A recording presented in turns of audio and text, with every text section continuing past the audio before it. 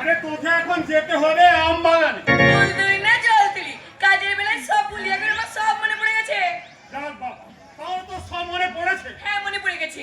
বড় মা কত শখ করে আমার কাছে একটা কাঁচা আম কিনে দিয়েছে, তাই তো আমাকে আম পাঠিয়ে দেবে ওই আম বাগান। আরে মা, বলে আমার চেয়ারটা ভালো করে পরিষ্কার করেছিস তো? হ্যাঁ সকালবেলা খেয়ে তোমার চেয়ার চেম্বার ছাদ দিয়ে ধুয়ে মুছে টকটকে ঝকঝকে করে দিয়েছি। দিনের পর দিন আমার লেখা প্রেসক্রিপশন করে রোগীদের ওষুধ দিচ্ছি, আমি বাইরে গেলে ব্যাগটাও সঙ্গে করে নিয়ে যাচ্ছি, কিন্তু টাকা পয়সা দিতে গেলে তুই নিস না। হ্যাঁ রে মা, বিনা পয়সা এসব করে তোর কি লাভ? ভালো লাগে, ভালো লাগে ডাক্তারবাবু, ভালো লাগে তোমার সাথে সাথে গিয়ে গিয়ে এই গ্রামের মানুষের সেবা করতে আমার যে ভীষণ ভালো লাগে ডাক্তারবাবু।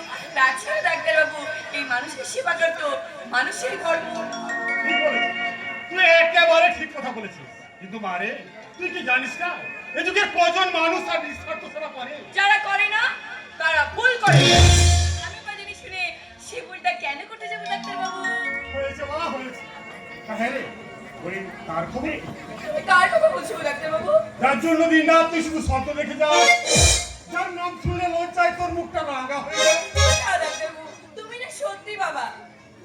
হ্যাঁ রে, বলছি তোর তো বিয়ের বয়স হয়ে গেল, তো এবার ওই বিশ্বজিৎবাবু ছেলে সিদ্ধার্থকে বিয়ে করে তোকে সংসার করতে হবে তো। বেলা কিনি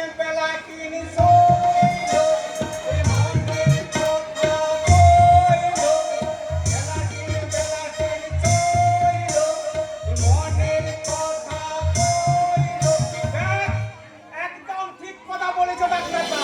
তা হ্যাঁ রে, তুই ওকে জানিয়েছিস তোর মনের কথা? না, যতবার জানতে গেছি ততবার বলতে গিয়েও বলতে পারিনি যে আমারও পরানো যাতা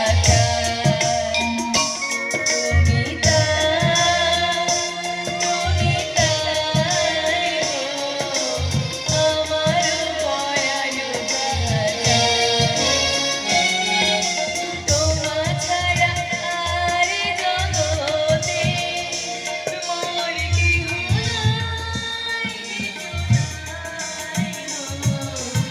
আমারও পরানো যাতা তুমি। এ মা, তুই তো এরকম করলে তো চলবে না রে মা, এরকম করলে তো চলবে না। আরে রুগী এসে আমাদের তার রোগের কথা না বলে আমি তো ওষুধ দিতে পারবো? তুই যে সিদ্ধার্থকে মনে মনে ভালোবাসিস সেটা তোকে জানাতে হবে নাকি? রাহুল, রাহুল তোর ভালোবাসা যে অসম্পূর্ণ থেকে যাবে। এ তুমি কি বলছো ডাক্তারবাবু?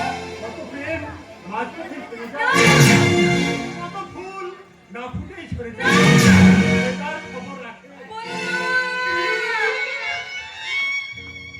না ডাক্তারবাবু, বলো না।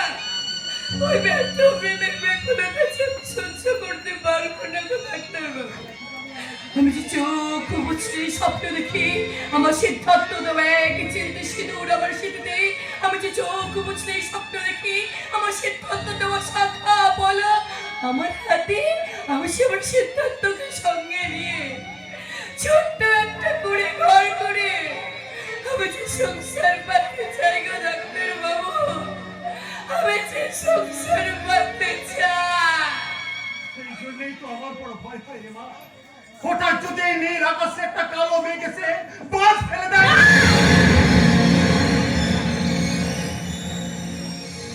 তাহলে সেই বাজের শব্দে তোর ওই সুন্দর বাচ্চার মুখখানা যে ঝলসে যাবে রে মা। ডাক্তারবাবু আমি বলছি, তুই তাড়াতাড়ি সিদ্ধার্থকে বলে দে তোর মনের কথা, যে তুই ওকে ভালোবাসিস। বলে দেবো ডাক্তারবাবু, বলে দেবো সব কথা আমি খুব তাড়াতাড়ি আরে ব্যাগ ব্যাগ, আর কোনো চিন্তাই নেই। তা হ্যাঁ রে, তুই ওকে জানিয়েছিস তোর মনের কথা?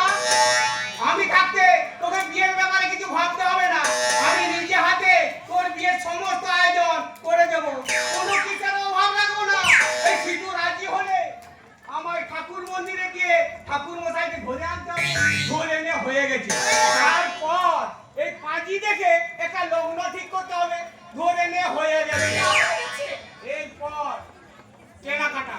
আরে কেনাকাটা নিয়ে ভাবতে হবে না, এই ডাক্তারটা সব কেনাকাটা করবে। আরে ব্যাগ ব্যাগ, তাহলে তার কোনো চিন্তাই নেই।